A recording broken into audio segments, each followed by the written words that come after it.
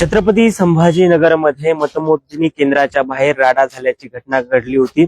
आपण जर पाहिलं तर मी सध्या छत्रपती संभाजीनगरातील शासकीय अभियांत्रिकी महाविद्यालयाच्या या मतमोजणी केंद्रावर आहे आणि याच मतमोजणी केंद्रावर काही वेळापूर्वी शिंदे गटाचे जे कार्यकर्ते होते त्यांच्यामध्ये आणि पोलिसांमध्ये बाचाबाच झाली आणि त्याचं रूपांतर मग लाठीचार्ज मध्ये झाला। आपण जर पाहिलं तर त्या घटनेनंतर इथे मोठ्या प्रमाणात पोलिसांचा बंदोबस्त लावण्यात आलेला आहे। सीपी प्रवीण पवार आणि पालकमंत्री संजय शिरसाट यांनी त्या जखमी जे कार्यकर्ते होते ज्यांना लाठीचार्ज मध्ये मार लागला होता त्यांना भेटायला ते दोघेही आले होते आणि या सगळ्या प्रकारानंतर काही वेळेसाठी जे उमेदवार आहेत त्यांनी इथे बसून आंदोलन सुद्धा केलं। जोपर्यंत त्या अधिकाऱ्यांवर कारवाई होत नाही तोपर्यंत आम्ही मतमोजणी करायला मध्ये जाणार नाहीत किंवा त्याच्यावर आमचा बहिष्कार आहे अशी जी मागणी होती ती त्या उमेदवारांनी केली होती। एवढंच नव्हे तर पालकमंत्री संजय शिरसाट यांनी सुद्धा ज्या कार्यकर्त्यांना मारहाण झाली त्यांचा न्याय मिळायला हवा असंही वक्तव्य केलंय। दुसरीकडे आपण पाहिलं तर जे माजी महापौर आहेत विकास जैन त्यांना सुद्धा याच्यामध्ये मारहाण झाली। संपूर्ण घटनाक्रम असा की शिंदे सेनेचे जे पदाधिकारी होते ते इथे येण्याचा प्रयत्न करत होते, मध्ये आले ते त्यांच्याकडे पोलिसांनी त्यांना आयडेंटिटी कार्ड विचारलं, पासेस विचारल्या, मात्र त्या गोष्टीमध्ये त्यांची बाचाबाची झाली आणि त्यानंतर पोलिसांनी अचानक त्यांच्यावर लाठीचार्ज करण्यात आला असं त्यांचं म्हणणं होतं। त्या घटनेनंतर आपण जर पाहिलं तर इथे मोठ्या प्रमाणात आपल्याला कडक बंदोबस्त पाहायला मिळतोय। दुसरीकडे आपण जर पाहिलं तर इथे आता कमिशनर जे अधिकारी आहेत निवडणूक अधिकारी आहेत ते सुद्धा इथे आल्याचं आपल्याला पाहायला मिळते। याच्यामध्ये आपल्याला मतमोजणी चालू आहे, मात्र बाहेर आताही या गोंधळामुळे सद्यस्थितीला तणावाचं वातावरण आहे।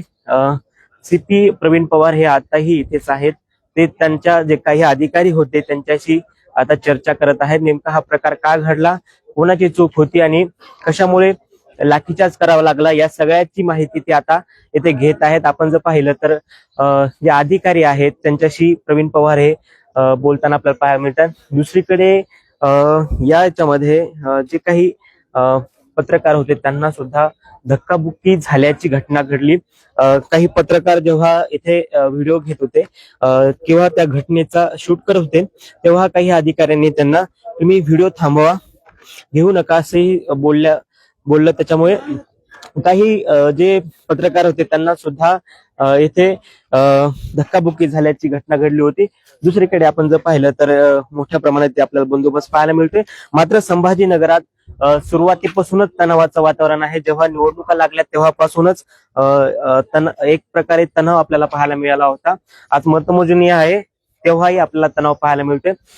काल जेव्हा मतदान होतं तेव्हा अनेक ठिकाणी आपल्याला राडे पाहायला मिळाले होते। मतदानाच्या आदल्या दिवशी सुद्धा गटांमध्ये मारामारी पाहायला मिळाली होती, मात्र आज मतमोजणीच्या वेळेस सुद्धा आपण जर पाहिलं तर जे पोलीस आहेत आणि प्रशासन आहे याच्यामध्ये कुठेतरी ताळमेळ नसल्याचं आपल्याला पाहायला मिळते, कारण की अनेक केंद्रांवर अशाच प्रकारे मतमोजणी आपल्याला उशिरा झाल्याची पाहायला मिळाली।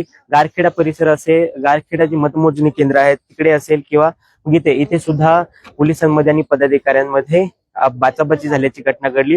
काल सुद्धा अशाच प्रकारे अनेक घटना घडल्या होत्या। संभाजीनगरात आज जरी शेवटचा दिवस असेल, मतमोजणी असेल, तरीही आजच्या दिवस सुद्धा ह्याच घटना वारंवार घडतात। दुसरीकडे आपण जर पाहिलं तर याचा काही तासांमध्ये निकाल लागेल, याचं वातावरण कोण निवडून येईल काय येणार नाही। पण दुसरीकडे आपण जर पाहिलं तर संभाजीनगरात ज्या काही निवडणुका असतात त्याला अशा प्रकारे तणावाचं वातावरण आपल्याला पाहायला मिळते। त्यामुळे नक्कीच आता जो निकाल लागणार आहे किंवा निकालानंतर काय परिस्थिती असेल ह्याच्यावरही आपल्याला आढावा घ्यावा लागेल। मात्र कुठेतरी आता सद्यस्थितीला संभाजीनगरातलं वातावरण कुठेतरी आपल्याला तापलेलं पाहायला मिळतंय। मतदान प्रतिनिधी याशिवाय कुणालाही प्रवेश मिळत नाही। जो प्रतिनिधी आहे त्यालाच फक्त आतमध्ये एंट्री होती। मग अशा वेळेला त्याच्यावर लाठीचार्ज करायची गरज काय? तो जर प्रतिनिधी नसेल, काय दादागिरी करत असेल, निश्चित तुम्ही कारवाई करा, प्रतिनिधीवर मारा। परंतु काही अधिकाऱ्याला थोडीशी काय घमेट ज्याला म्हणतात ना तो दाखवण्याचा त्यांनी प्रयत्न केला। वडा रे त्याला आतमध्ये, घ्या रे आतमध्ये। आणि तुम्ही आता तुमच्याकडे सर्वांकडे फुटेज आहे, म्हणजे राऊंड करून आज ज्या पद्धतीने मारले ना, तर गुराढोराला मारत नाही असं मारलं. बरं, ते माजी महापौर आहेत. सर, शहरामध्ये बऱ्याच ठिकाणी अशीच सिच्युएशन आहे. ट्रॅफिक जाम जालना रोडवरती बघायला मिळतंय. आता काय नेमकं प्रशासनाचा हा सगळा प्रशासनाने काय केलेलं माहिती का? पोलीसच ठेवलेले नाही. जिकडे रस्ते बंद केले तिथे तुमचा बंदोबस्त असला पाहिजे ना. सर्वसामान्य माणूस येईल कसा, जाईल कसा, त्याला काही दरबंद असला पाहिजे ना. तो बिचारा तो ट्रॅफिकमध्ये अडकलेला आहे. स्पॉटवर एकही पोलीस नाही, गाडीचे एकमेकांना टक्कर चालल्यात. म्हणजे हा जो प्रकार आहे, आता काही तासांतर निकाल लागेल, मग कार्यकर्त्याचा उत्साह असेल, त्या टायमाला नेमकी सिच्युएशन काय असणार आहे, मला त्याची भीती वाटायला लागली. आता या संदर्भात तुम्ही मुख्यमंत्र्यांशी काही चर्चा करणार आहात? मी 100% बिलकुल चर्चा करणार आहोत. आणि तो काही एसीपी काय त्याचं नाव, देशमुख का काहीतरी नाव, सागर देशमुख, कारवाई झाली पाहिजे. या पद्धतीने अमानुष मारहाण मला वाटतं माझ्या राजकीय जीवनामध्ये या काउंटिंगच्या दिवशी आणि तेही आतमध्ये कधी झालेली मी ऐकली सुद्धा नाही.